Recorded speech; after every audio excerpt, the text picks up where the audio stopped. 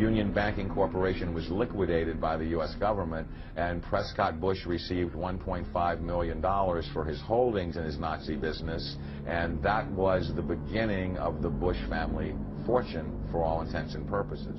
George Bush takes his inspiration from what he learned in Skull and Bones and from the Thule Society that Hitler and Goebbels and Goring cut their teeth in, Bohemian Grove, these evil organizations that perpetrate the ugly things that these criminals are doing to this country, for which they must be held accountable. They are the most violent, dirtiest people on the face of the earth. Somewhere Americans are going to have to take their country back and start finding out who are these people. Who are these people we call our representatives, the Bushes. George Bush, the president, his father, went around the country talking about a new world order. The people who are running this country from behind the scenes do not care a thing about Americans or bloodshed anywhere.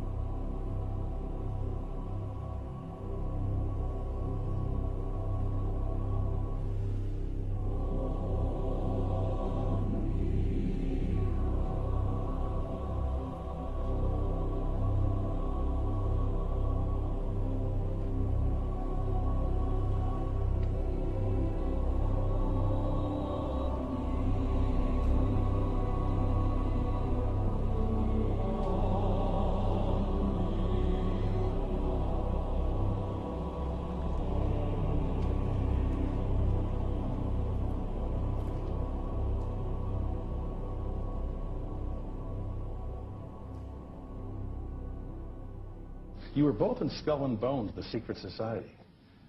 It's so secret we can't talk about it. What does that mean for America?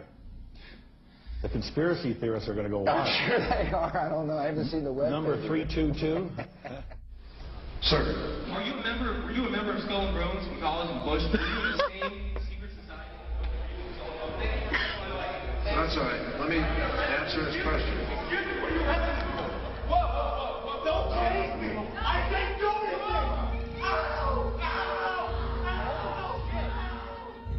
And what you're looking at here, staggeringly, is a group of people, some of the most famous people in America, in long gowns. Behind them there, you see a 40-foot stone owl. And there's the fire between them, next to the lake at Bohemian Grove. Now, one might wonder, understandably, why the people that run the banking, political, economic system and the media in America should be dressed in long robes doing a ceremony to a 40-foot stone owl. I think we should be told. No doubt you'll be hearing about all the differences between John Kerry and George W. Bush.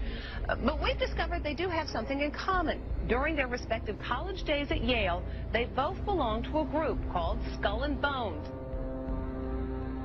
He's come pretty close. She was part of a team that successfully recorded part of the initiation ceremony that takes place in the tomb's courtyard. Okay, you have the doorway here. Yeah. Okay, then to the right you have a hedge, and then you have an evergreen tree. If you follow that line straight back, courtyard's in there. Ah, okay. So that's where they have the ceremonies in the outdoor part of it. Part of it was indoors. So we only got to see the outdoor part. Right. We only got to, and to listen to the outdoor part. God only knows what went on indoors. And what did you hear? What was it you know? You managed to get this unique access it was to disgusting. It was gross. I mean, they were pretending to murder people. And what was the tone of it, though? Was it jokey or was it quite... No, it wasn't jokey at all. It was sick. It's about the only way I can describe it. It was sick.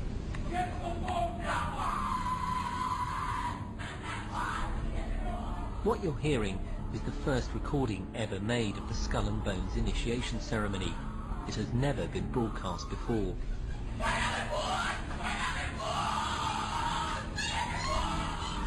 15 new members of the club are being introduced into the macabre rituals of Skull and Bones by the senior students who are about to graduate.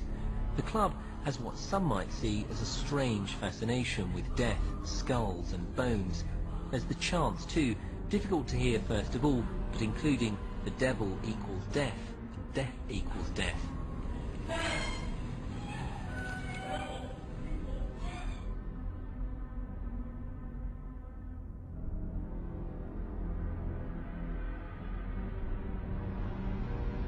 But when you get into a secret society of spirit worshippers, then, and especially when you're invited there by the direction of the higher-ups in the spirit world, you never get out of there alive.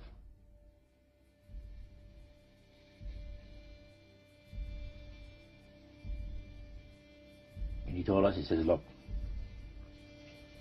we worship spirits. We worship Lucifer and all his angels. They're just as beautiful as they did before they were cast out of heaven.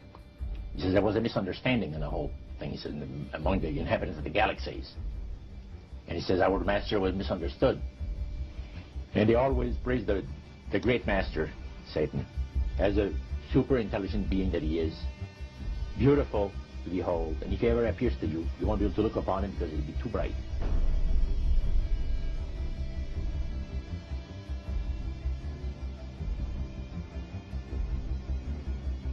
What have Herbert Hoover, Art Linkletter, Jack London, and Richard Nixon all had in common?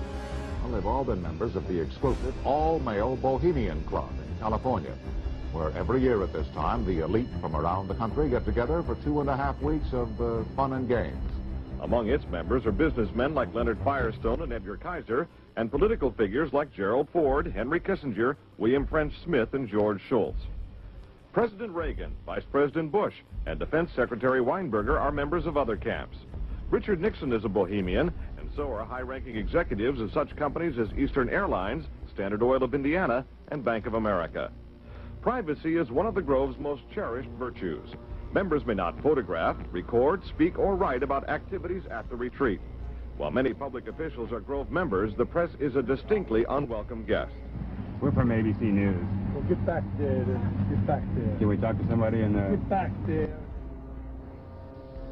You see, for over 120-plus years in Northern California, in Sonoma County, on a 2,700-acre secluded redwood grove, leaders from around the world, prime ministers, chancellors, presidents, governors, again, the heads of industry, banking, academia, the media, Hollywood, travel there to engage in bizarre, ancient Canaanite, Luciferian, Babylon mystery religion ceremonies. We were inside 4 hours. That's only one day out of the 2 weeks that they meet there for the admitted Summer Fire Festival of the Bohemian Club.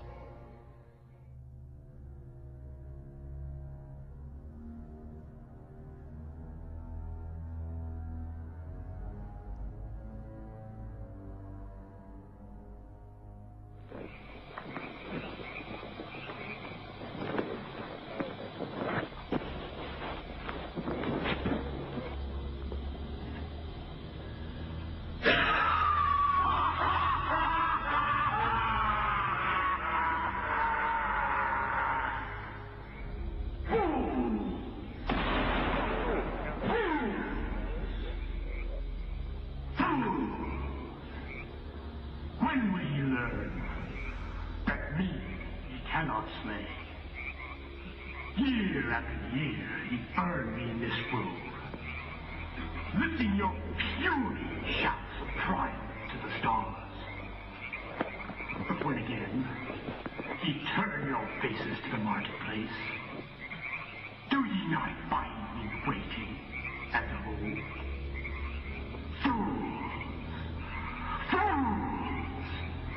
Fools to dream ye conquer care. Thou mocking spirit, it is not all a dream. We know thou waitest for us, year after year within this happy grove. Our fellowship bans thee for a space. Thy malevolence which would pursue us here has lost its power under these friendly trees. So shall we burn thee once again this night, and flames that keep thine effigy, Ye shall read the sign. Midsummer sets us free. Ye shall burn me once again.